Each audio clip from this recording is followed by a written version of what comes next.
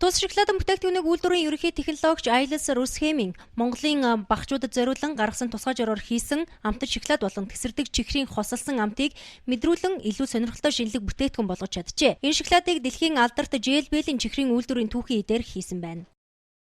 Клоунах компани манай ерөнхийдөө шоколад амтны чихрийн амтны үйлдвэр байгаа.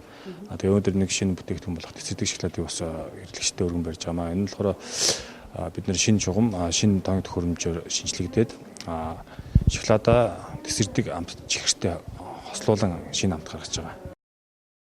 Шоколадны сав баглаа буудлыг 2 үе шаттайгаар хийсэн бөгөөд дотор талд нь бүтээгдэхүүнийг хамгаалсан ууттай мөн температурын өөрчлөлт тэсвэртэй орчинд хор нөлөөгүй эко цаасаар хийжээ. Компани зүгээс шинэ бүтээгдэхүүн гаргаж байгаатай холбоотой энэ онд нийт 10 сая төгрөгийн сантай Тимука сайн үйлсийн аяныг эхлүүлсэн байна. Энэ аянд Монгол Улсын хөл бөмбөгийн шигшээ багийн тамирчин 2015 оны алтан бөмбөгийн шагналт баяр жаргалыг илчээр томилжээ.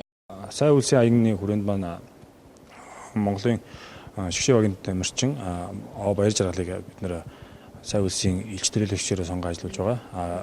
Уг сайн үйлсийн аяны хүрээнд 2016 онд нийтдээ 10 сая төгрөгийн санхүүжилттэйгээр Клоунах компани санхүүжилттэйгээр оюун ухаан, спортлог, сургалтын хүүхэд багчуудад зориулсан сургалт, тоног төхөөрөмж, нөөц баазаар хангах үүднээс энэ үйл ажиллагааг үнэлж байгаа юм. Энэ сайн үйлсийн аяны хүрээнд хүүхдийн оюуны спорт, урлагийн авьяасыг хөгжүүлж тэдэн чиглэсэн сургалтын материал, тоног төхөөрөмжөөр хангах, цаашлаад мэргэжлийн дасгалжуулагчтай ажиллуулах зорилттой ажлыг хийх юм а.